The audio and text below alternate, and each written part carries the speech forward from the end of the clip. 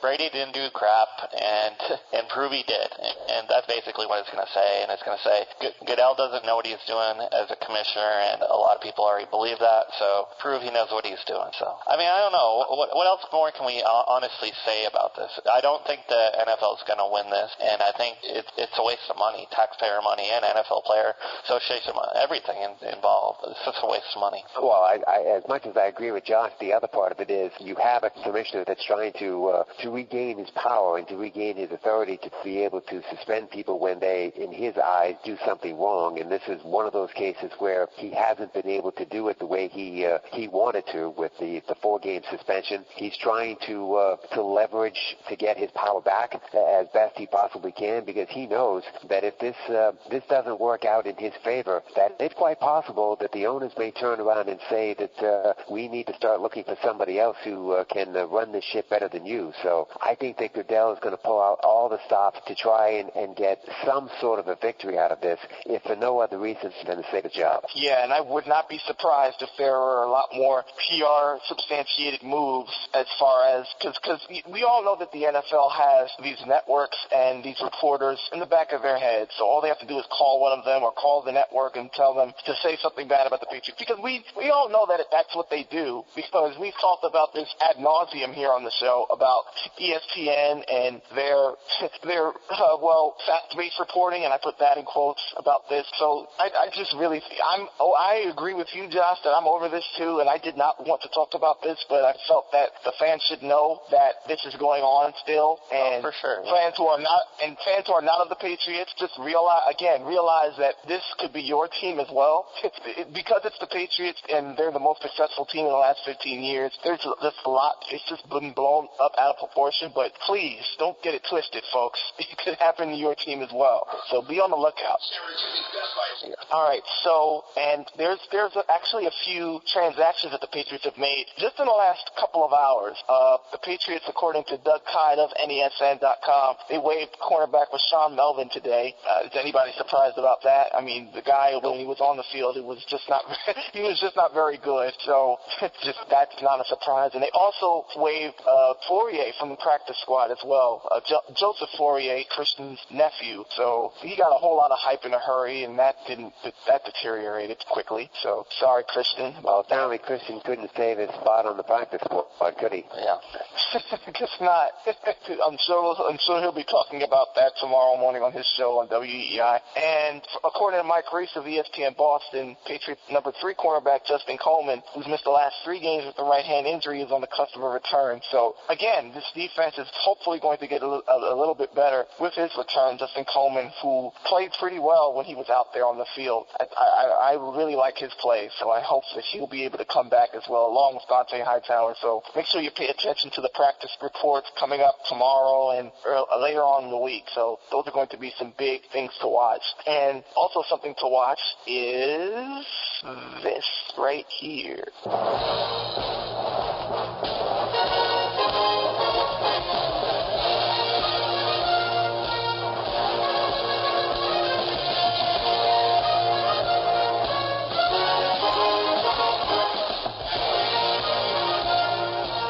Yes, I'll be listening to that song, and then I'll mute the TV as soon as I hear Chris Collinsworth's mouth.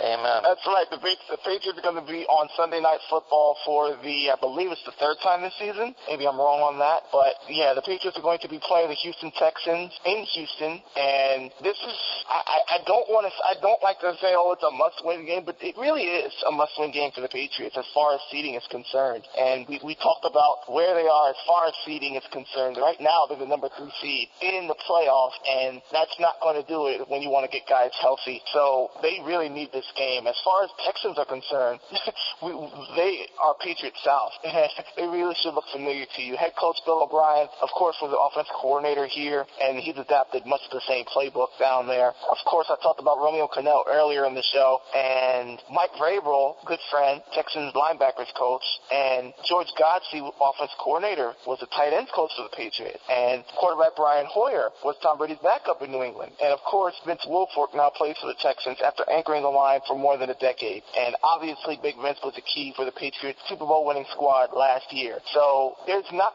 going to be much the Patriots can do or show that the Texans won't in some capacity have seen before. It's all going to come down to matching up and winning the one-on-one battles and production. So first off, what do you guys think about the familiarity that the Texans have against the Patriots, and do you think that they'll be able to take it to their advantage?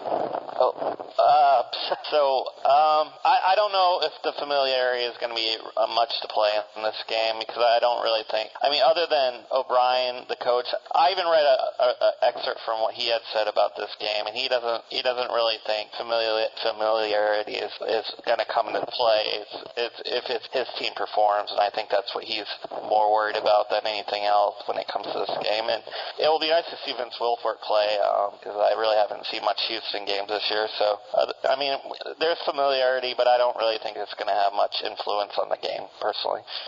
Well, I think, at least that there's an understanding of how the Patriots operate, which is maybe what the Texans can probably use to their advantage. But, as important of a game as this is for New England, this thing is equally as important to Houston, if not more so, based on them being right there, potentially with a division championship staring them in the face. Unfortunately, their 4-game win streak came to an end last Sunday in Buffalo, and they really didn't play all that well in that game, especially defensively. So, this is a huge game for both teams, and I think that for the Texans, it's an opportunity on a national stage to prove to the rest of the NFL and to the rest of the football world that killing them off back in October was really not a smart idea. Yeah, now the only question I have for that is are they going to be wearing their Letterman jackets like they have the past couple of times they've come up to Foxborough, or are they just going to put on the big boy pants and stop fooling around and actually play football and prove it on the field? That's my question as far as the Houston Texans are concerned. But speaking of growing up, J.J. Watt, that's a weird segue to go by, but I'm going to use it anyway. We see him all the time in the commercials. He's becoming a Peyton Manning. I'm kind of sick of him, to be honest with you, but I guess that's how some people feel about Tom Brady, but whatever. But again, it was a slow start with the Texans. They started 1-4. J.J. Watt is a big reason why they've turned their season around, and once again, he leads the NFL with 13 and a half sacks, and last week they faced a banged-up Buffalo Bills offensive line. They had backup starting at Bucco, but people thought that Watt would run roughshod over the Bills, but like John said, it really didn't happen. Jordan Mills missed making his first NFL start. They really stuck to their assignments, and the Bills had a big running game that garnered 187 yards on the ground and really negated Watt's effectiveness. All he had was a single tackle for a loss and 4 tackles overall, and clearly he was frustrated about it. But lo and behold, this guy, Jadeveon Clowney, he finally exists. He had one of his best games of the season, but it was 2 tackles for a loss and a sack and a pair of quarterback hits. So he's healthy now, so he can be a disruptive influence opposite Watt. And we talked earlier in the show about the Patriots' offensive line troubles, and this is where the game is won and lost. And that's obviously an obvious thing to say, but really, with J.J. Watt and Jadeveon Clowney, this scares me to my shoes. What do you guys think about this? J.J. Watt should scare every team because he's the best player on the field when he's out there. So it's going to be interesting to see if New England can stop him at all, because they haven't shown me anything in the last few weeks that makes me think they're going to be able to stop J.J. Watt from making plays. And then they got Cushion, who's a good player too, on top of it. It's not like they definitely have plenty of talent on that Texans defense. So I think New England's going to have a hard time with J.J. Watt. I think what they're going to have to try to figure out how to do is how to make sure his big plays don't cost them the game. Whom do you double team? I think that's the question here. Do you double team Watt? Do you double team Clowney? Both guys at each end of this offensive line is going to be a problem for this group. They've got decisions to make, and it's going to be decisions that I think are going to end up being made on the fly, not just in your pregame preparation for this. If you double team Watt, that means you leave Clowney alone one-on-one, and that's to be an issue. And you may even leave Vince alone in the middle one-on-one, and that could also be an issue. So I think this offensive line, which has had problems in recent weeks trying to figure out who to stop and how to do it, they've got some problems here. And I think that as the Texans go over their defensive game plan and go over the assignments, I think Watt in particular is licking his chops, waiting to get back out there to go up against an offensive line that I think right now he believes he can dominate. So once again, guys, I'm going to stress this to its core. The Patriots need to run the football. They really, really do. And they just really need to run the football. I'm really concerned. That's why I'm really concerned about this game. And they've been really, it is what the Bills did. Yep, exactly what the Bills did. It is what the Buffalo Bills did. I mean, 112 yards on 21 carries for LaShawn McCoy. They ran a lot of misdirection plays in this game. I mean, they really did keep that Houston defensive front and that defensive unit guessing, and that's what the Patriots are going to have to do. I'm just not sure that they've got the personnel right now to be able to do it. Yeah, you're right. And listen, 21st in the NFL in run defense, 114.1 rushing yards per contest. Again, just run the football. Just please do that, at least. So I'm going to move from that and see what we have to talk about as far as the well, we talked about the wide receivers. They're actually middle of the road when it comes to throwing the football. But they're below their average when it comes to the running game. But they're actually getting creative offensively, the Texans are. So I wouldn't be surprised to see Bill O'Brien and the Texans open up the playbook against the Patriots. I know they're going to be hyped up, like you said, John, for a big win and to further their own playoff chances. So really, Houston has tried everything. Direct snaps, wildcat, option passes, just to keep defense off balance. So I'm sure Bill O'Brien would love to catch the coaches flat-footed this week. So I remember watching part of that Bills game, watching Red Zone, and I remember them using Cecil Shorts to throw a 17-yard pass to Alfred Blue against the Jets at one time, and that's actually a little bit of a thing to watch. And obviously DeAndre Hopkins settled in nicely with the Texans, and he's just been really, really throwing the ball up there with Brian Hoyer. 61.2% of his passes. He's a really good guy to watch. So what do you guys think about the Texans' passing game, and do you think that it's a threat against the Patriots secondary? Their passing game is not, it's not great, as you mentioned, but DeAndre Hopkins is one of the best receivers in the league right now, and he's hard to cover.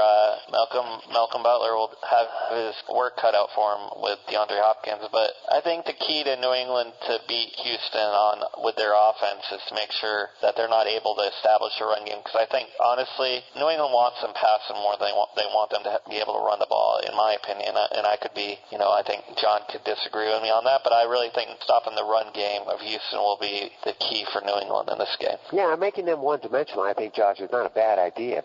Brian Hoyer is one of those quarterbacks that I don't know if his skill level would necessarily lead you to believe that he's one of the elites in this league. That's probably a fair statement to make, but he just finds a way to get the job done. And, although they lost last week, still, his numbers were pretty good. 26 out of 43, 3 touchdowns, 293 yards. Yeah, he did throw an interception. He was sacked twice for 18 yards lost, but he does seem to put up consistent numbers, and that offensive group does seem to believe that Hoyer is the guy that can lead them to the promised land. Remember, Ryan Mallett was the guy that started the year as the quarterback for this team. It didn't take long for Houston to figure out that was a bad idea, and now that Brian Hoyer has taken over, this team has gotten better, and they put themselves back into a playoff hunt. All right, and lastly, the Texans don't have a great special teams group, but the Patriots are coming off back-to-back weeks against special teams units that really have taken advantage of rare mistakes from New England. So, but this week I think it's hard to imagine that the Houston special teamers make it 3 for 3, because the Texans are really average when it comes to their special teams. They have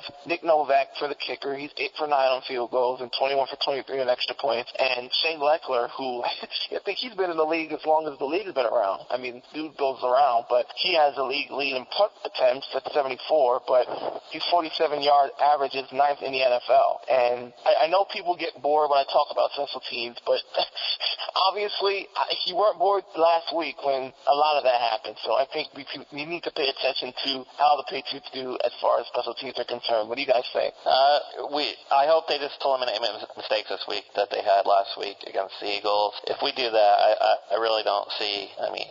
Special teams shouldn't come into play this week, I hope. That's really what I'm hoping for. Well, let's face it. The Patriots have been using personnel on special teams that aren't normally out there. When you go back to the Denver game, the Chris Harper fumble, unfortunately, he was a guy that wasn't out there on a regular basis, and was out there because people in front of him were injured. The mistakes that were made last week are unfortunately breakdowns that took place in the line and also in punt return coverage. Again, you probably had some guys out there that maybe haven't been out there on a regular basis. That's what happens when you get a team that's been injured, and consequently your depth is needed to step up and do the job, and sometimes that depth can be exposed. And I think over the last couple of weeks, the Patriots' depth has been exposed. I do expect, and I would be shocked if it hasn't taken place, that the Patriots will spend a bit more time on special teams this week, just making sure that the mistakes that have been made the past 2 weeks come to an end. You know, one guy we need to mention from our special teams that's been playing good, hasn't got much recognition for is Brandon King.